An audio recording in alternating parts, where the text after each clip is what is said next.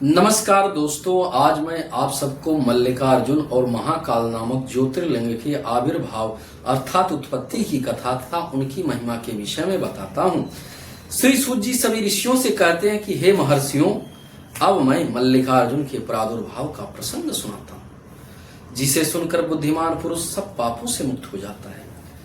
जब महाबली तारक शत्रु शिवा पुत्र कुमार कार्तिकेय सारी पृथ्वी की परिक्रमा करके फिर कैलाश पर्वत पर आए और गणेश के विवाह आदि की बात सुनकर क्रौंच पर्वत पर चले गए। पार्वती और शिव जी के वहां जाकर अनुरोध करने पर भी नहीं लौटे तथा वहां से भी 12 कोस दूर चले गए। तब शिव और पार्वती ज्योतिर्मय स्वरूप धारण करके वहां प्रतिष्ठित हो गए। वे दोनों पुत्र स्नेह से आतुर हो पर्व के दिन अपने पुत्र कुमार को देखने लगे, उनके पास जाया करते। अमावस्या के दिन भगवान शंकर स्वयं वहां जाते हैं और पौर्णमासी के दिन पार्वती जी निश्चय ही वहां पदार्पण करती हैं। उसी दिन से लेकर भगवान शिव का मल्लिकार्जुन नामक एक लिंग तीनों लोकों में प्रसिद्ध हुआ। उसमें पार्वती और शिव दोनों का ज्योति प्रतिष्ठित है। मल्लिका का अर्थ है पार्वती, अर्जुन शब्द का शिव का वाचक है। उस लिंग का जो दर्शन करता है वह समस्त पापों से मुक्त हो जाता है और संपूर्ण अभिष्टों को प्राप्त कर लेता है, इसमें संशय नहीं है। इस प्रकार मल्लिकार्जुन नामक द्वितीय ज्योतिर्लिंग का वर्णन किया गया, जो दर्शन मात्र से लोगों के लिए सब प्रकार का सुख देने वाला बताया गया है। ऋषियों ने कहा, हे प्रभु, अब आप विशेष कृपा करके तीसरे ज्योतिर्लिंग का वर्णन कीजिए। सूत जी ने कहा, ब्राह्मणों मैं धन्य हूँ, कृतकृत्य हूँ, जो आप श्रीमान का संग मुझे प्राप्त हुआ। साधु पुरुषों का संग निश्चय ही धन्य है। अतः मैं अपना सौभाग्य समझकर पाप नाशनी परम पावनी दिव्य कथा का वर्णन करता हूँ। तुम लोग आदर पूर्वक सुनो। अवंती नाम से प्रसिद्ध एक रमणी नगरी है, जो समस्त देहधारियों को मोक्ष प्रदान करने वाली है। वह भगवान शिव को बहुत ही प्रिय परम पुण्यमयी लोक पावनी है। उस पुरी में एक श्रेष्ठ ब्राह्मण रहते थे, जो शुभ कर्म पारायण, वेदों के स्वाध्याय में संलग्न, वैदिक कर्मों के अनुष्ठानों में सदा तत्पर रहने वाले थे। वे घर में अग्नि की स्थापना करके प्रतिदिन अग्निहोत्र करते थे और शिव जी की पूजा में सदा तत्पर रहते थे। वे ब्राह्मण देवता प्रतिदिन पार्थिव शिवलिंग बनाकर उसकी पूजा किया करते थे।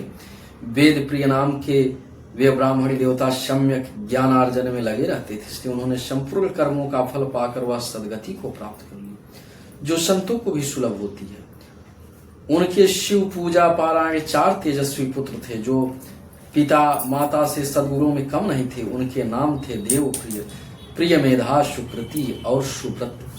उनके सुखदायक गुण वहां सदा बढ़ने लगे।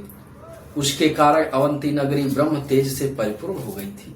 उस समय रत्नमाल पर्वत पर दूषण नामक एक धर्मद्वेषी असुर ने ब्रह्मा जी से वर पाकर वेद धर्मात्माओं पर आक्रमण किया। अंत में उसने सेना लेकर अवंती उज्जैन के ब्राह्मणों पर चढ़ाई कर दी। उसकी आज्ञा से 4 भयानक दैत्य चारों दिशाओं में प्रलयाग्नि समान प्रकट हो गए, परंतु ये शिव विश्वासी ब्राह्मण बंधु उनसे डरे नहीं। जब नगर के ब्राह्मण बहुत घबरा गए, तब उन्होंने उसको आश्वासन देते हुए कहा, आप लोग भक्त वत्सल भगवान शंकर पर भरोसा रखें।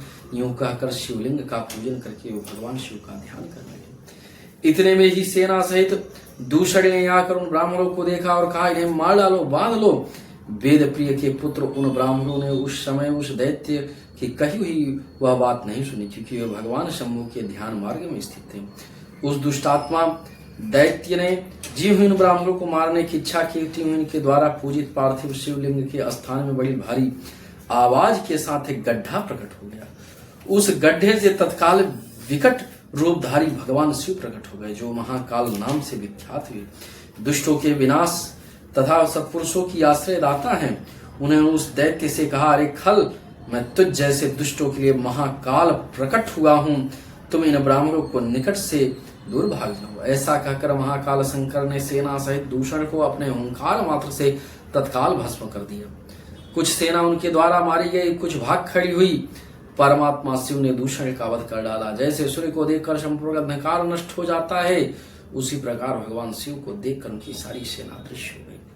देवताओं की धुंध भी बज उठी और आकाश से फूलों की वर्षा होने लगी। उन ब्राह्मणों का आश्वासन दे सुप्रसन्न हुए स्वयं महाकालेश्वर महेश्वर शिव ने उनसे कहा, तुम लोग वर मांगो। उनकी यह बात सुनकर वे सब ब्राह्मण हाथ जोड़ भक्ति भाव से भली भांति प्रणाम करके नतमस्तक हो गए। द्विजों ने कहा, काल महादेव दुष्टों को दंड देने वाले प्रभु शंभु आप इस संसार सागर में से मोक्ष प्रदान करें।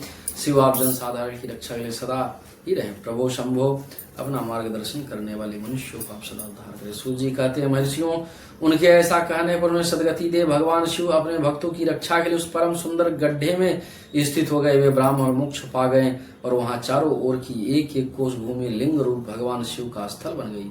वे शिव भूतल पर महाकालेश्वर नाम से विख्यात हुए। ब्राह्मणों उनका दर्शन करने से स्वप्न में भी कोई दुख नहीं आता। जिस जिस कामनाओं को लेकर कोई इस लिंग की उपासना करते उसे वह अपना मनोरथ प्राप्त होता है तथा परलोक में मोक्ष की प्राप्ति होती है। प्रिय दर्शकों, यह कहानी आपको कैसी लगी कमेंट में जरूर बताएं और